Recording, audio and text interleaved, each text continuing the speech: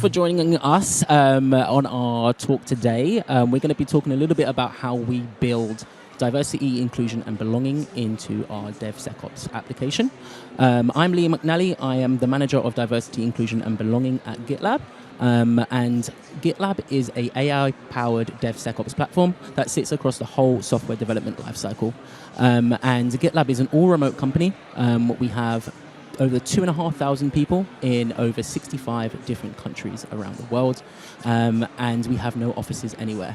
So we all collaborate in a asynchronous kind of environment, and we've kind of built the playbook around remote work and how we're going to do that in the future of work. So I am going to get our panel to introduce themselves and tell us a little bit of a fun fact about yourselves, if you can. Aaron, I'll hand over to you. Thank you. So my name is Aaron Carey. I'm a staff software engineer at GitLab, and so I work on the incubation team doing breach attack simulation. Half American, as you might hear from the accent, and I've been living in Belfast since. Ma'am. Hi, thank you, Liam. My name is Ma'am Jules, and I am a solutions architect here in GitLab. And as a solutions architect, I am a trusted advisor for clients in GitLab that are looking to adopt modern technology. Thank you. Hi, everyone. So my name is Diane O'Neill. I'm the Director of Product and Solutions Marketing here at GitLab. And you wanted the fun fact, didn't you? Yeah, please. Let me think. I'm one of 5 children. We've all got D's as our first names, and I'm the only one born in Singapore. Go figure. Ma'am, do you have a fun fact for us? Yes, I love cooking, and recently I auditioned for British Breakfast Cook. So, yeah, if I'm not in tech, I'm actually in my kitchen cooking. And Aaron? Yeah, so my fun fact is I failed my driving test 7 times before passing in February there. Turns out I have ADHD, and so had to go through the neurodiversity team member resource group at GitLab, sort of realized how I could go about getting diagnosed here and everything. So after getting diagnosed, I very quickly ended up becoming a much better driver, and so it's been pretty cool to go through that. Awesome. So it would be great if you could tell us a little bit about your career story so far, what you do at GitLab as well. So that will give a bit more context to the audience around how you bring diversity, inclusion, and belonging into your roles. Let's go with Ma'am first. Right. I will start with mine. So my tech journey started as a banker. So I was working as a cashier in a bank, and I stumbled across a room for the first time, seeing a server machine, and that sparked so much curiosity in me, and I couldn't stop going in that room, trying to figure out why it was so cold, why there were so many lights flashing, and I was there literally almost every day, not enjoying being a cashier anymore, and I decided I'm going back to university. I'm going to study business information technology. I want to know more. And I did that. And that is how I left the Gambia, where I am from originally, and I came to the UK to study. I did my degree completed, but then upon completion, I went through a lot of rejections to get my first tech role, to a point that I had to now ask myself, what else can I do with this degree? That is when family members told me that you are good at teaching, you are a great communicator. How about you look into teaching what you just studied in university? That never crossed my mind. So I went to volunteer in schools. Started with primary school, I didn't enjoy it. Went into secondary school, and I fell in love with it. I went back to university, studied PGCE in computer science because I wanted to be a qualified teacher. And I went back, and I've taught in several schools in London as a computer science teacher. I did that for over 5 years, and boredom strikes. I know the curriculum of heart every day is the same, and I needed a change. I needed something exciting. I wanted to learn more. So I went back on LinkedIn, and I saw more people that looked like me in tech. So I believed that I could do it. I didn't even get a job before I left my teaching. I left knowing that I can get in. What did I do? I then found a mentor and a coach on LinkedIn that helped me pivot my mindset. I did a bootcamp in software engineering, thinking that was the route that I wanted to go to. Wrong move. Again, I had to ask myself, what are my strengths? What am I great at? And that, again, got me to a different redirection where I realized that I need to be in a role that has got customer, people that I can talk to alongside tech. So my current role as a solutions architect was attracted on LinkedIn. So please, if anyone is looking for a role here, use LinkedIn. It really helped me. And here I am now in a role that is giving me the best of both worlds. I talk to people every day and I'm still technical. So you can do it even if you are not technical. Thank you. Amazing, amazing. Diane? I'm loving that, Mom. That's a beautiful story. Thank you very much. So for me, I started out my career in telecoms.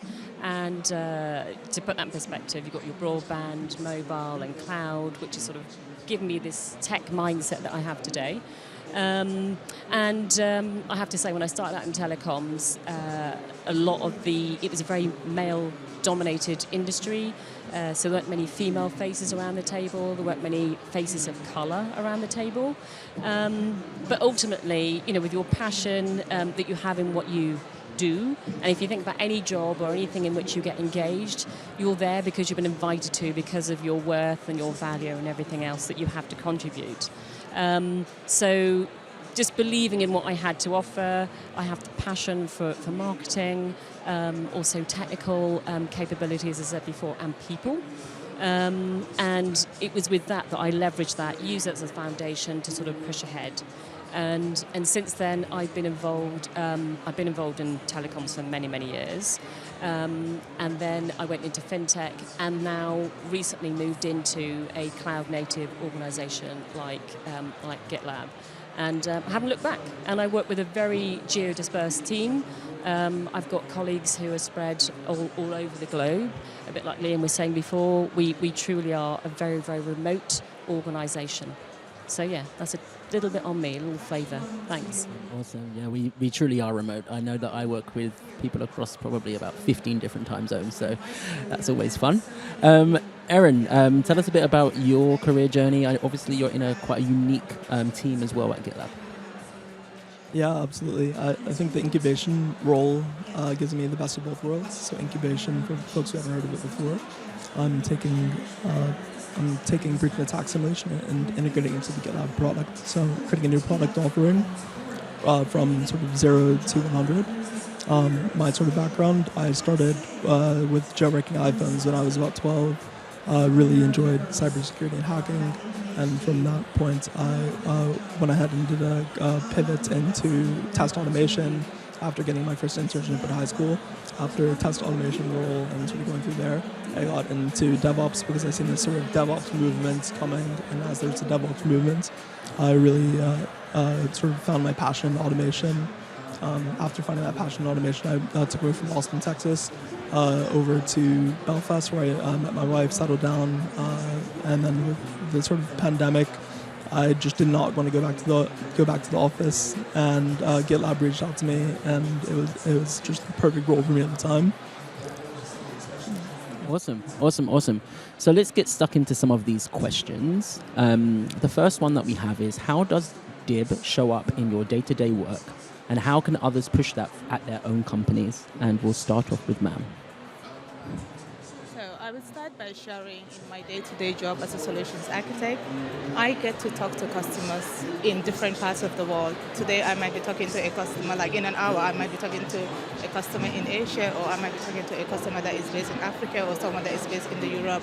So just knowing these cultural differences of these people and just knowing how to talk to them, how to deal with them, I think it is very, very important. And again, building relationships again, knowing that these people come from different backgrounds and I have a different background too, adapting to them and showing them how they can use our product in the language that they understand to help them use it, I think is very, very important.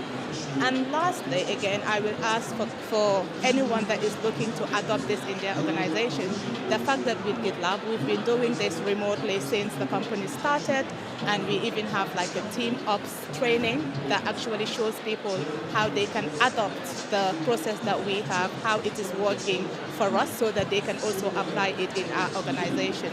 So it's called team ops training. So if anyone is here that is interested in learning more about that, you can go on GitLab website and check on team ops. Thank you. Awesome. I just want to add to what Mum's been saying there, because I think it's quite powerful when you sort of saying that all the different customers with whom you get engaged and everything else. So by making sure that we are a globally dispersed organisation means that we've got that reach and we've got that understanding amongst our customer base as well, hasn't it? Yeah, and I think to kind of piggyback off that, having a team that is globally dispersed means that we're building a product for customers that are also globally dispersed, right? And that's super important, that we have all of those different perspectives from a diversity, inclusion, belonging perspective, but also from a cultural competency perspective as well. Do you have anything to add, Aaron? Yeah, absolutely. I think one of the big things about working at an all remote and remote first company is at GitLab, we have leadership across the world. You see a lot of companies having a sort of office in one location and then pushing that culture onto other groups of people. And I just didn't find that as a great way to work. Whereas in GitLab, you are able to have senior engineering, you're able to have senior leadership in all different roles, and looking similar to this panel where we all look different on this panel. Thank you. Wow. That was loud. Diane, I have a question for you.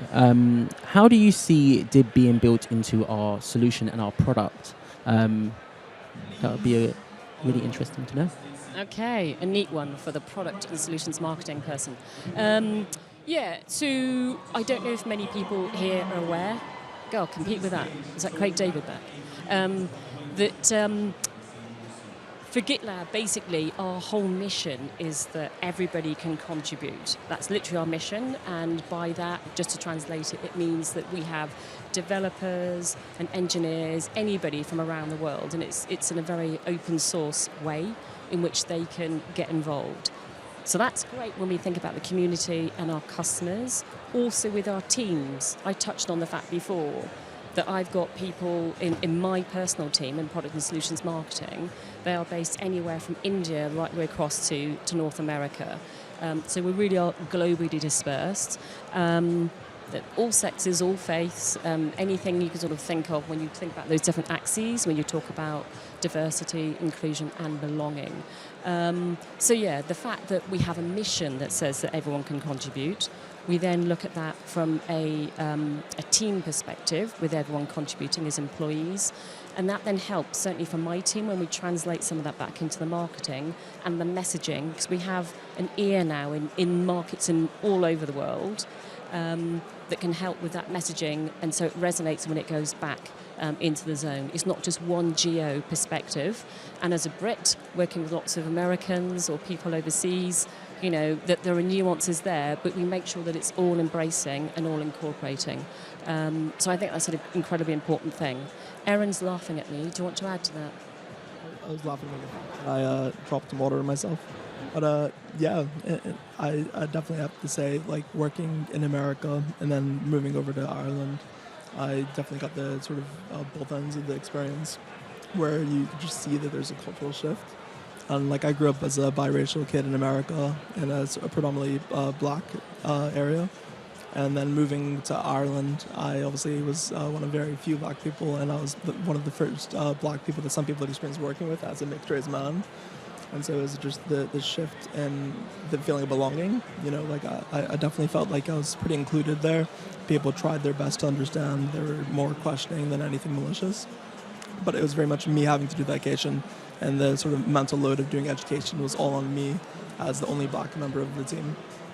So, and moving to an all-remote company where there's loads of people from all different backgrounds is just refreshing, where there's no mental load. There's a DIB team with Liam and others who are pushing this and making sure the whole organization knows. Yeah, and I think one of the great things about our culture as well and our values is that diversity, inclusion and belonging is a part of our core credit values. And our mission vision as a DIB team is to empower everybody to contribute. So it aligns really well to the company's vision and mission. So I just wanted to add that little piece. Ma'am, do you have anything to add? Yeah, one part that I wanted to add is the inclusive design of our product. So this goes back to the product. coming from an education background and understanding that everyone have got different learning needs, different ways that they learn, I have seen that being adapted in various ways of how our product is positioned there. So whether you learn through videos or watching, just seeing images or reading, we do embrace all these different methods to ensure that everyone can actually use and enjoy our platform. So inclusivity design, I think, is something that we've got, and we are always iterating to make it better. And like Diane said, everyone can contribute, so we all sometimes add in things that change, and our customers as well have got that. They can also put in a future request, and then we can change and iterate all the time. And our product actually comes out every 22nd of every month, so we are always making it better at all times, listening to feedback and improving it at all times. Thank you. Awesome. So, Erin, I'm going to pass this one on to you first. What improvements and updates have you experienced over the course of your career in support of underrepresented groups that you think we can build on? Yeah, over my career, I have to say in Austin, Texas, Austin was very sort of like one of the forerunners in terms of places that started showing some of the diversity and inclusion before equity and belonging sort of came into the equation. And so in Austin, I remember at my particular company, we had someone come out, Risha Grant. She's an amazing person. Everybody should go look at her. She's an author and a motivational speaker. She came and spoke on diversity and inclusion in the workplace. And she was just able to give that sort of presentation and that sort of foresight and knowledge to allies and underrepresented folks in general.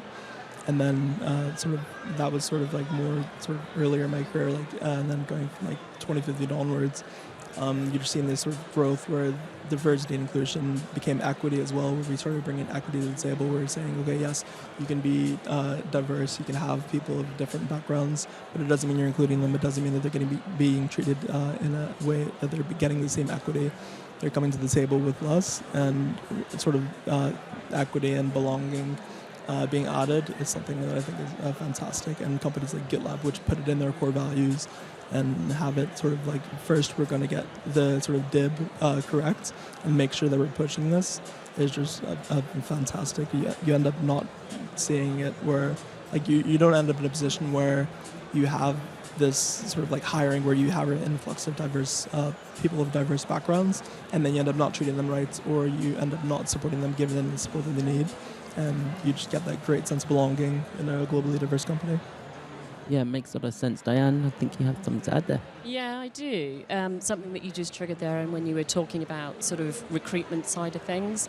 And this is the other thing where I've seen with teams, I mean, it's brilliant. If you think about an organisation that is based in a particular country, you tend to restrict your recruitment to that country, clearly. The fact that we are so remote, the fact that we literally do work from all over the world and have team members from all over the world, that makes us a very, very rich workforce, not just from a mindset, but with regards to the experience that people bring to the party and everything else in that respect. So I think it certainly makes us a richer organisation, the fact that we can reach out to experts. We don't have to wait for an engineering or UX expert that has to be here in this particular geographical location. We can seek them anywhere in the world. And that in itself, brings in that access of us being very, very diverse and having that belonging. So it's not restricted in any way. Yeah, awesome. I wanted to add a little piece around that as well, just in terms of how I've seen diversity and inclusion and belonging kind of evolve. I think one of the key things that I've seen is accountability, and accountability at leadership level has increased a lot. And I know that at GitLab, we've added a lot more processes and governance around making sure that we hold our C-suite accountable for diversity, inclusion, belonging, and not just leaving it down to underrepresented groups and our ERGs and the like. We're making sure that the buck stops at the CEO, essentially. And that's if we're going to have it as part of a core value, it's going to be super important that it's, really accountable right at the top. Ma'am, did you have anything? I wanted to add that for community involvement, because there is something that I've seen have really improved since I've joined GitLab. It's been over a year. Last year I was here by myself, as an individual enjoying this event, and I took some key takeaways, gave feedback on how this is important for us to be part of this year, and here we are this year being a sponsor to this event, and again coming to learn more, interact with the community, get to share the word out there so that you all know the difference between us and our competitors out there. So I'm sure after today, you now know what GitLab is. So community involvement for me is something that I truly enjoy. And since I joined GitLab, I've shared that I want to be more involved, and they have supported my journey to be part of this beautiful community. I'm very happy to be here today. Awesome. And just a shout out on the community development piece. We are an open source platform, so we are looking for contributors, and we want to diversify our contributions as well. So please do hit us up on that. Erin, I wanted to do one final question, and I know you've got a great story to tell about our recruitment process. So talk a little bit about the recruitment process at GitLab, and some of the retention processes as well, and how those work. That'd be great. Yeah, absolutely. So I joined GitLab in December of last year. So I wasn't necessarily looking for a job, but the recruiter Matt reached out to me. Matt's one of the recruiters on GitLab, and a lot of the recruiters have done this. I've talked to multiple individuals and confirming that yes, GitLab does this sort of across the board as a standard. But Matt reached out to me with a message on LinkedIn, right? You'd expect it to be recruiter spam, but I went ahead and read the message. The first thing in the message was a black fist, and I see that he read through my bio. And inside of LinkedIn, what you can do is if you add to the end, if you add a couple of new lines or enter keys, you can add in a message that it gets collapsed, so you won't be able to see it if you just skim the page. You won't be able to just read the first line of your bio. And so adding that emoji in, and I sort of said the message like, hey, I'm not looking in minutes, but if you think I'm still interested and want to start a conversation, add this emoji. And so getting people to add in the black fist emoji, you would think, oh, that's nothing. They're going to add the emoji anyways. Over 4 years of me testing this and sort of gathering data on it, only 14 individuals gave me a message with the black fist emoji. You would think that copying and pasting an emoji is super simple, but just immediately out the gates, I knew that they didn't read or sort of learned about my journey. And so the role wasn't going to be right for me. And so whenever GitLab reached out to me, Matt said he sort of looked through my profile and he gave sort of a lot of specifics around like, hey, I see that your journey's gone from sort of exploitation and hacking into DevOps, and now you're more interested in front-end engineering. Do you want a full stack role in this incubation team, which creates new products from scratch? And that was like the perfect fit for me. Reached out to him, and as I went through the recruiting process, sort of as I was successful through the technical interviews, the sort of final piece where I was still hesitant because I'm like, yeah, this job is okay for my family that I was previously at. I liked my employer. It was good. They were beneficial to me. But whenever I had the sort of final piece and sort of asked for references, GitLab asked me for references and then offered to let me speak to one of the TMRGs, so team member resource groups. And so I reached out to Shenge from Amsterdam, and so he's on the GitLab team. He's in Black at GitLab.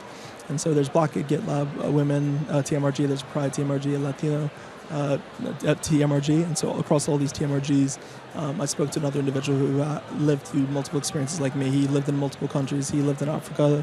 He was in Zimbabwe before. And so he went from being an engineer from Africa to moving to Europe. And then he moved across a couple of countries from Europe, and now he's in Amsterdam. So I was able to get that experience from him and just going through the promotion cycle. So. Awesome. Anything else to add over there? Yeah, I'm just picking up on what you're saying with the, with those groups and how many different diverse groups literally there are to represent different types of people. I say again, depending on your axis, there's always something for you, and I think that's empowering to know that there is something else that people can sort of reach into.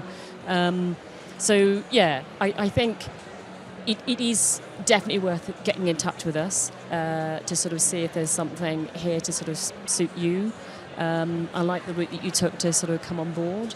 And the other thing I would just want to reinforce, because before we close out, is you hear from some organisations that they are whatever it is, that they're going to be remote, or that they are inclusive or whatever. I think for all of our faces, I don't know about Liam, most of us joined with them the last year. And when you go through the recruitment process or when you're buying something, people will tell you what you want to hear. we're not lying. You can go online, and if ever you go through a recruitment process, it's like lifting the bonnet on a hood of a car or something, and you sort of think, okay, it looks good, then you drive it home and the thing breaks down. This will not break down. This company doesn't do this sort of thing.